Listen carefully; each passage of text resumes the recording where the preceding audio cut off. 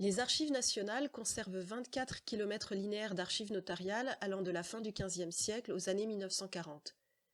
Ces documents contiennent des informations sur des millions de personnes, de familles, d'entreprises et de bâtiments.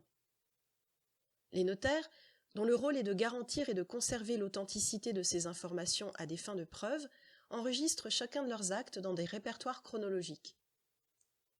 Ces registres indiquent les noms des personnes concernées, la date et la nature des actes, testament, contrat de mariage, inventaire après décès, acte de société, location, vente d'immeubles, etc.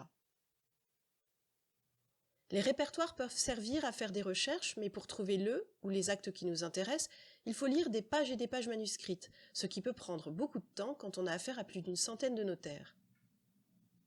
C'est la raison pour laquelle les Archives nationales ont conçu le projet Lectorep, lecture automatique de répertoire, où des algorithmes de reconnaissance d'écriture manuscrite sont appliqués à des images numériques. L'objectif est de pouvoir faire une recherche de mots dans ces pages, exactement comme dans un fichier de traitement de texte. Pour cela, on a besoin que le logiciel sache transformer les pixels dans les signes auxquels ils correspondent. Cette capacité technique repose sur un apprentissage répétitif par le logiciel jusqu'à ce qu'il se trompe le moins possible devant une page dont il n'a jamais eu la transcription. Lectorep a été mené grâce à la convention cadre Culture INRIA du ministère de la Culture, en utilisant le logiciel libre Kraken eScriptorium développé par l'équipe eScripta de l'université Paris Sciences et Lettres.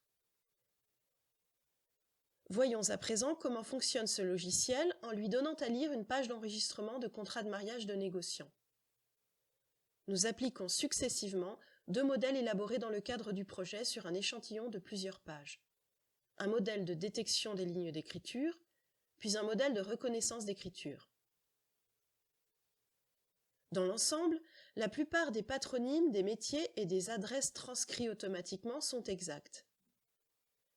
Le taux d'erreur peut être encore amélioré, mais il restera toujours une marge incompressible d'erreur car l'intelligence artificielle a des limites et ses performances peuvent aussi être liées à l'état de conservation du document original comme à la qualité des images numériques. Le recours à des algorithmes de traitement automatique des langues, qui vont corriger des erreurs répétitives, par exemple PORI au lieu de PARI, pourra permettre de réduire une partie des erreurs. Pour le reste, on pourra paramétrer une recherche floue qui fera remonter des résultats bruités par les erreurs de lecture de Kraken, et on pourra aussi lancer des campagnes de correction participative. Le projet Lectorep a montré qu'il était possible d'appliquer un logiciel de reconnaissance d'écriture manuscrite à des dizaines d'écritures différentes, parfois très abrégées, allant du 19e au début du 20e siècle et à des ensembles d'images numériques hétérogènes.